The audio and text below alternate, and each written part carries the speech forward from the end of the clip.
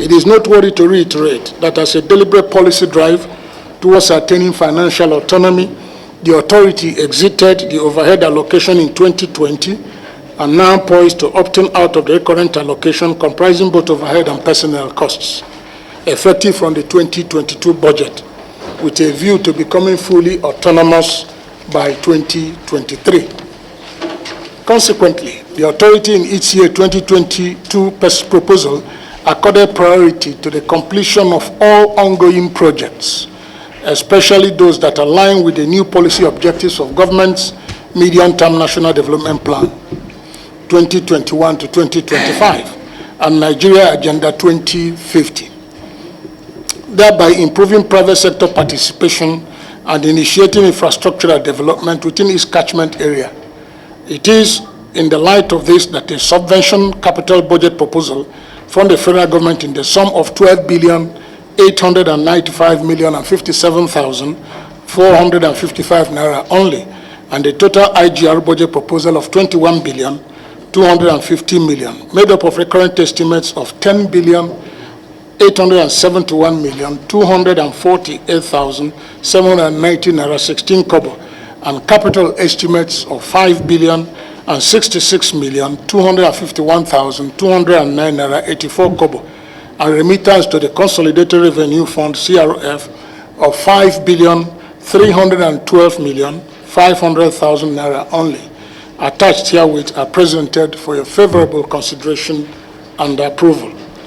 In concluding this report, let me state that in line with the present government policy thrust of diversifying the economy towards agriculture and solid mineral development as an alternative to crude oil, refined oil products, and accelerating infrastructural development in the transport sector, thereby encouraging MDAs to become autonomous or less dependent on subvention from the federal government.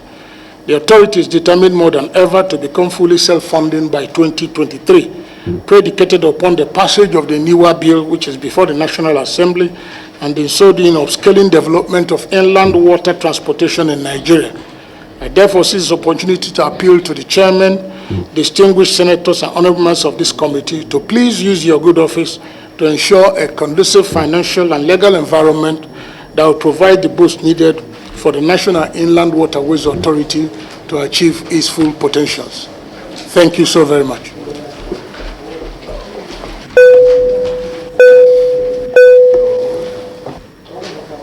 Thank you very much, MD. Now we invite comments, if any, from our members. If you said you already generated almost 5.4 according to your submission, of course, yes. Internal generation. How much did you generate it? 2.29. Then let us put it that way. There is no any evidence to indicate, to prove, to show us and convince that you remitted the money that you're supposed to remit it. If you remit it, the receipt must be attached to prove it, yes, you remit it. That is one. Secondly, if I take you to the capital project,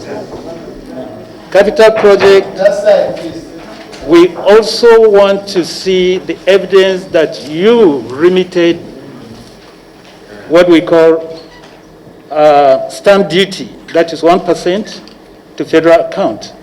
So failing to do that, we cannot accept just paper like this to write it and say you do this, you do that, you do that. There must be something to support it for us to convince that yes, you do it. Over to you. Thank you, Mr. Chairman. Taking the questions from the point of the 1% stamp duty, and let me thank the distinguished senator for providing the defense, because we provided all the evidences to show that we are current and up to date with regards to the payment of stamp duties, the 1% stamp duty to the Federation account. Then on the issue of exiting the national budget, our exiting the national budget does not in any way remove the regulatory authority of agencies of government, even the National Assembly oversight functions. It does not. For example, that we exit the recurrent budget, for example, paying of worker salary. We are not entitled, we can't even recruit in addition without the approval of salaries and wages, without the approval of the office of the head of service. So what the exiting will do is that it provides additional funding for the federal government to be able to service other interests, especially capital infrastructural development. So that is essentially why we are exiting. It's not that we are going to, we can't stop the National Assembly from exercising its oversight function. We can't stop the Auditor General's office from coming to audit us on weekly basis or monthly basis as they usually do. We can't also stop from Ministry of Finance from asking questions, and we cannot, statutorily speaking, do any expenditure outside the budget as approved by the National Assembly. So we cannot in any way get out of being oversighted or being supervised by the regulatory authorities. Will you still be bringing your IGR? Oh, you sure? We should be. We still will be sending it as at when due.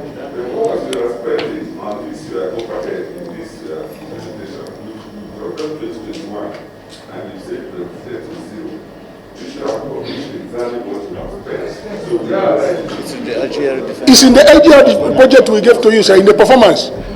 If you look at the, if you see the LGR defense.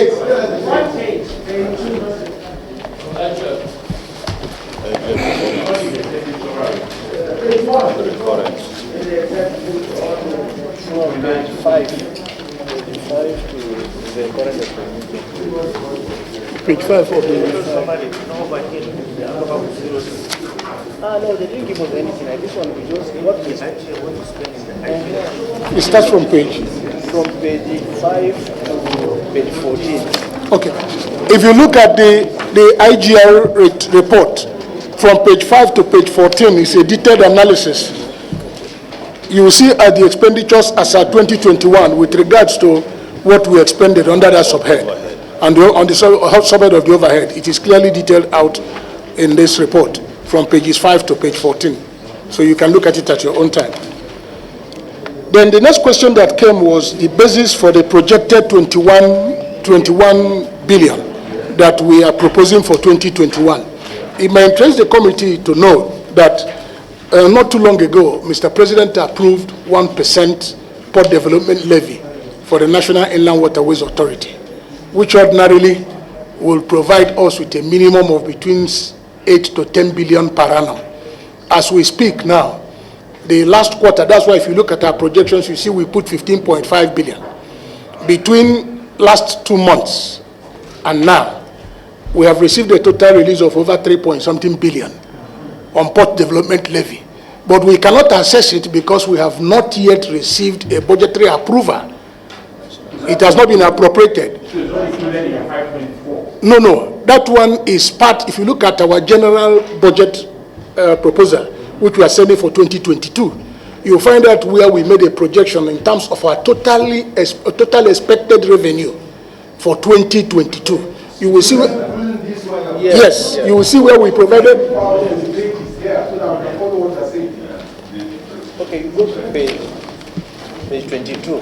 If you go to page 22 of the IGR report, if you go to page 22 of the IGR report, the executive summary, page 22 of the IGR report, executive summary.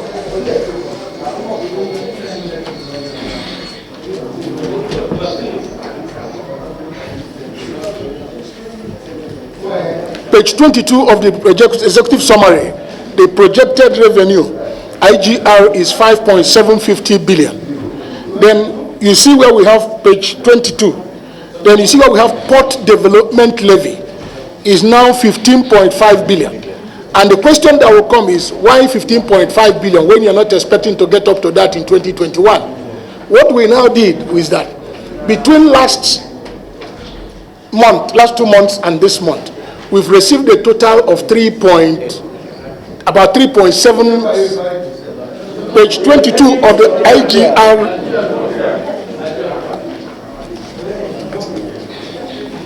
There are two documents we gave you. One is capital, one is IGR. On the page 22 of the IGR, yes, sir, where you have the executive summary.